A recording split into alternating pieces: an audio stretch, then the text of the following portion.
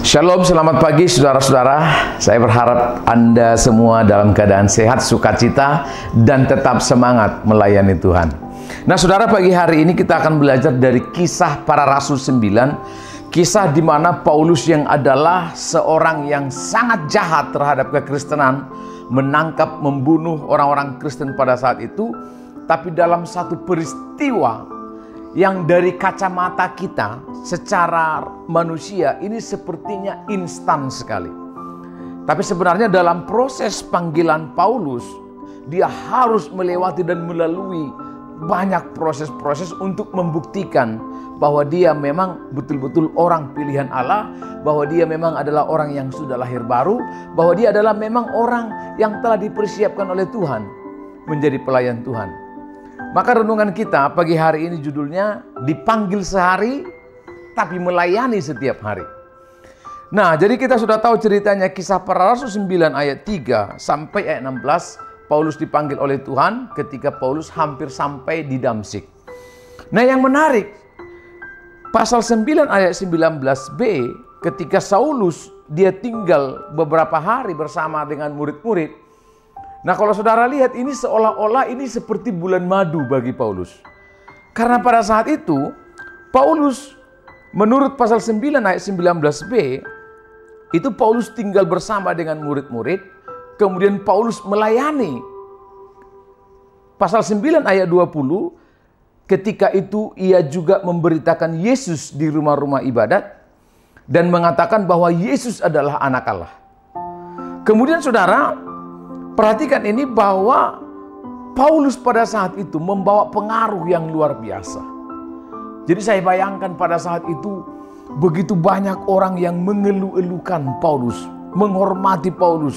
Bahkan dikatakan di sini bahwa Paulus dibawa dari sinagog ke sinagog yang lain untuk bersaksi, untuk memberitakan firman Tuhan, untuk menyatakan bahwa dia sekarang adalah orang yang berbeda dengan orang sebelum ditangkap oleh Tuhan di Damsyik. Nah saudara, ini menarik karena saya bayangkan pada saat itu Paulus begitu diagung-agungkan oleh banyak orang pada saat itu. Tapi saudara tahu ya, di pasal 9 ayat 28 ketika Saulus dan orang-orang yang bersama dengan dia pada saat itu di Yerusalem, dia mengajar, dia bertanya jawab. Dia kemudian membingungkan banyak orang-orang Yahudi yang dulu adalah mungkin rekan-rekannya dia. Ketika dia masih mungkin merasa, betapa saya ini dipakai oleh Tuhan. Tiap hari dia diundang ke sana kemari. Tiap hari dia seperti berhasil memberitakan firman Tuhan ke banyak orang. Tapi tiba-tiba ayat 29, Kisah Rasul 9 ayat 29, itu Paulus itu mau ditangkap dan mau dibunuh. Nah saudara perhatikan ini. Inilah untuk pertama kali Paulus diancam. Karena sebelumnya Paulus itu mengancam orang Kristen. Inilah untuk pertama kali Paulus hendak dibunuh. Sebelumnya Paulus terbiasa membunuh orang Kristen. Inilah untuk pertama kali Paulus itu mau ditangkap. Sebelumnya kerjaan Paulus menangkap orang-orang Kristen. Dan disinilah Paulus untuk pertama kali mengalami apa yang namanya menjadi murid Kristus. Kalau sebelumnya Paulus mengalami sesuatu yang enak karena dia diundang ke sana kemari, dia berkhotbah ke sana kemari, dia bersaksi ke sana kemari. Tapi setelah masa bulan madu itu, Paulus dituntut untuk membuktikan bahwa dia memang adalah orang yang sudah percaya. Maka di ayat 30 saudara-saudara, firman Tuhan berkata, akan tetapi setelah itu diketahui oleh saudara-saudara anggota jemaat, lalu mereka membawa dia ke Kaisarea dan dari situ membantu dia ke Tarsus. Nah menarik karena ini seperti memalukan. Paulus yang dulu begitu terhormat karena dia adalah salah satu anggota Mahkamah Agung, tapi sekarang dia diburu-buru. Dia dulu menangkap orang, sekarang dia mau ditangkap orang. Nah, saudara perhatikan bahwa Paulus itu dipilih, dipanggil oleh Tuhan. Tapi kemudian bukan hanya dipanggil dan dipilih, tapi dia diproses oleh Tuhan. Nah, kalau kita belajar panggilan Tuhan atas Paulus, itu bukanlah harus perlu berhari-hari. Tidak perlu butuh berhari-hari panggilan Tuhan atas Paulus. Peristiwa Paulus ditangkap oleh Tuhan, dipanggil oleh Tuhan, dipilih oleh Tuhan di Damsyik, paling hanya beberapa jam. Nah, itu sebabnya saudara-saudara bahwa keselamatan kita itu tidak pernah kita perjuangkan. Karena itu karya Yesus di kayu salib. Tapi perhatikan bahwa untuk membuktikan kita ini orang yang sudah selamat, kita harus membuktikannya setiap hari. Untuk menyatakan bahwa kita orang yang sudah lahir baru, ada yang namanya tanggung jawab sebagai orang yang sudah dimerdekakan di dalam Kristus. Nah, Paulus mengalami hal ini ketika dia sudah ditangkap oleh Tuhan dalam peristiwa Damsyik. Dia harus membuktikan bahwa dia adalah orang yang bisa dipakai oleh Tuhan. Nah, saudara lihat, setelah Paulus dipanggil oleh Tuhan, kemudian dia diungsikan, dan kemudian dia harus mengalami banyak pergumulan-pergumulan yang luar biasa. Nah, kalau kita boleh mundur dalam peristiwa di Damsyik pasal 9 ayat 3 sampai 9, itu Paulus mengalami pengalaman supranatural yang luar biasa. Yang luar biasa. Tapi saudara, Tuhan mengizinkan juga Paulus setelah peristiwa yang luar biasa itu, Paulus juga harus membuktikan bahwa dia adalah orang yang betul-betul sudah lahir baru. Nah, setelah Paulus melewati masa bulan madu, dia dipanggil oleh Tuhan, lalu banyak orang mendengar kesaksiannya.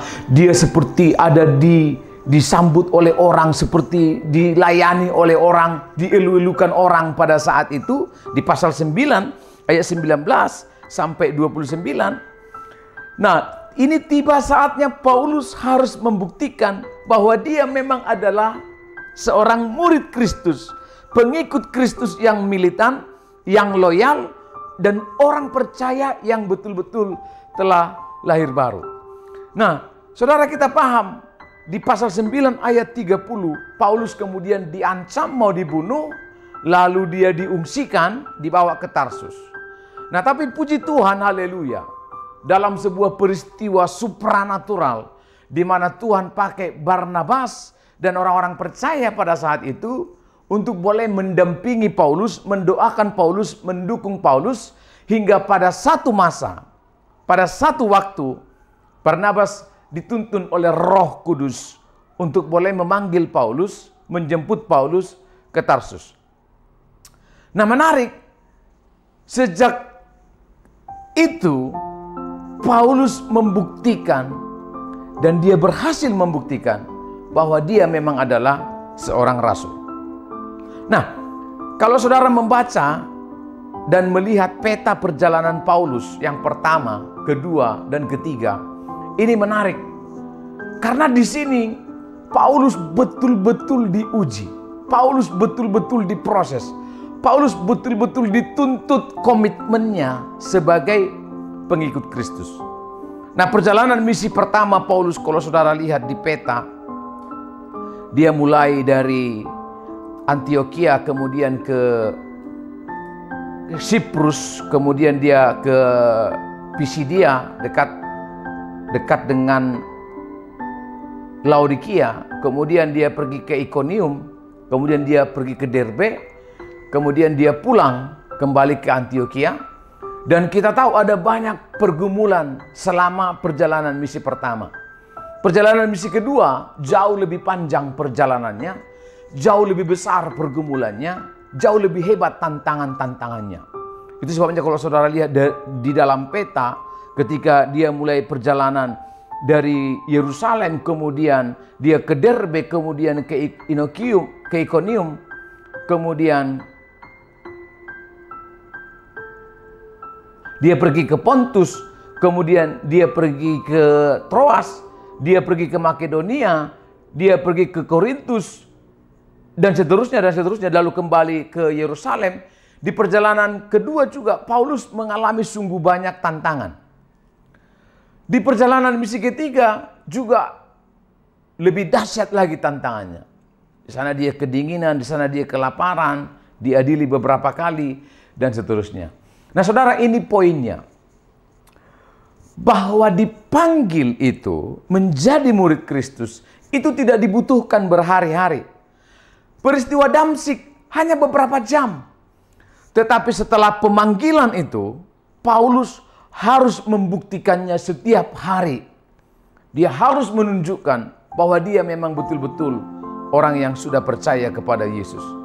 Maka saudara, selama perjalanan Paulus, perjalanan pertama, kedua, dan ketiga, saudara bisa lihat bahwa Paulus itu luar biasa, dia berdedikasi dalam melayani Tuhan.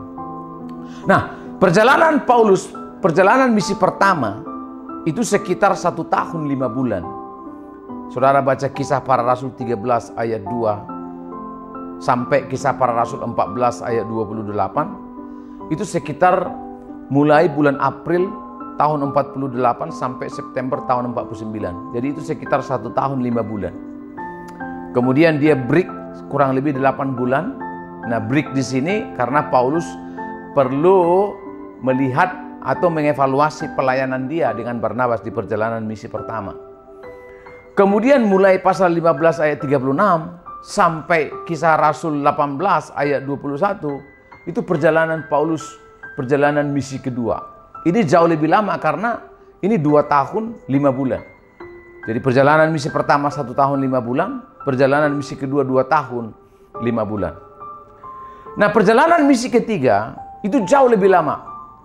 Dimulai September tahun 53 dan berakhir di bulan Mei tahun 57. Jadi sekitar kurang lebih 4 tahun. Lalu kemudian kita sudah tahu pemenjaraan pertama sekitar 2 tahun 1 bulan.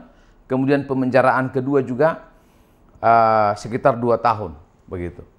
Nah, inilah pengalaman-pengalaman Paulus. Dan saudara tahu apa yang dialami oleh Paulus dalam perjalanan misi pertama, kedua, dan ketiga. Di Antiokhia dia diadili. Pengadilan dan tuntutan pembunuhan. Di Listri dan Derbe dia dihasut, bahkan dia dipukul sampai setengah mati. Di Filipi dia dipenjara. Di Tesalonika dia dipukul, dia ditangkap. Di Berea dia dikejar-kejar dan juga dihasut. Di Athena dia disidang. Di Korintus dia dihujat. Di Efesus terjadi banyak huru-hara. Kemudian di Makedonia dia mau dibunuh. Di Troas, di Miletus dia banyak mengalami masalah. Nah, tapi yang menarik adalah disinilah ruang bagi Paulus untuk membuktikan bahwa dia adalah murid Kristus, bahwa dia adalah pengikut Kristus. Jadi dipanggil, dipilih oleh Tuhan. It's good, but that's not enough. Itu tidak cukup. Karena panggilan Tuhan itu harus kita buktikan setiap hari dalam kehidupan kita. Nah, saudara, apa yang terjadi? Ketika Paulus bertobat, dia tidak berhenti sampai kepada pertobatan. Tapi dia belajar untuk berbuah. Itu sebabnya Paulus dalam perjalanan misi pertama, dia menulis surat Galatia. Dalam perjalanan misi kedua, dia menulis 1 Tesalonika, 2 Tesalonika. Dalam perjalanan misi ketiga, dia menulis 1 Korintus, 2 Korintus, dan Roma. Bahkan dia di penjara, dia masih bisa menulis surat Efesus, Kolose, Filemon, dan Filipi. Bahkan di masa tuanya, Paulus menulis surat-surat penggembalaan. Nah, ini artinya bahwa Paulus tahu bahwa dia tidak cukup hanya bertobat. Perlu berbuah, saudara-saudara. Nah, maka kita membedakan antara bertobat dan berbuah. Bertobat itu pasif. Dulu saya berbohong, sekarang tidak berbohong lagi. Dulu saya mabuk, sekarang tidak mabuk lagi. Dia pasif dia. Jadi dulu melakukan sesuatu, sekarang tidak melakukan sesuatu. Itu namanya bertobat. Kalau bertobat itu, dulu saya ke kiri, sekarang saya tidak melakukan itu lagi. Nah, tetapi berbuah ini aktif. Kalau Paulus hanya bertobat, maka dia tidak mendirikan jemaat. Dia tidak akan merintis gereja-gereja. dia tidak akan memberitakan Injil. Dia tidak akan memimpin. Dia tidak akan memaksimalkan karunia-karunia yang ada dalam dirinya. Dia tidak akan membentuk pemimpin-pemimpin baru. Dia tidak akan melakukan pelayanan konseling kepada banyak jemaat pada saat itu. Dia tidak akan menjadi gembala. Dan surat-surat tidak akan dia tulis. Pos-pos P tidak akan dia rintis. Gereja-gereja tidak akan dia bangun. Nah, ini yang saya maksud. Dipanggil sehari, tetapi melayani setiap hari. Dipilih satu hari, tapi bertobat perlu setiap hari. Nah, ini menurut saya pelajaran yang berharga dari kisah Paulus. Bagaimana dia secara luar biasa, dia secara total melayani Tuhan. Saudara-saudara, apapun tantangan kita, perjuangan kita, saya tahu tidak mudah, tapi kita mau belajar dari Paulus. Bahwa dia punya komitmen yang luar biasa untuk melayani Tuhan. Mari kita tetap semangat terus melayani Tuhan. Sampai akhirnya Tuhan datang kedua kali. Dan kita siap menerima upah kita dari Bapa di surga. Selamat pagi saudara-saudara.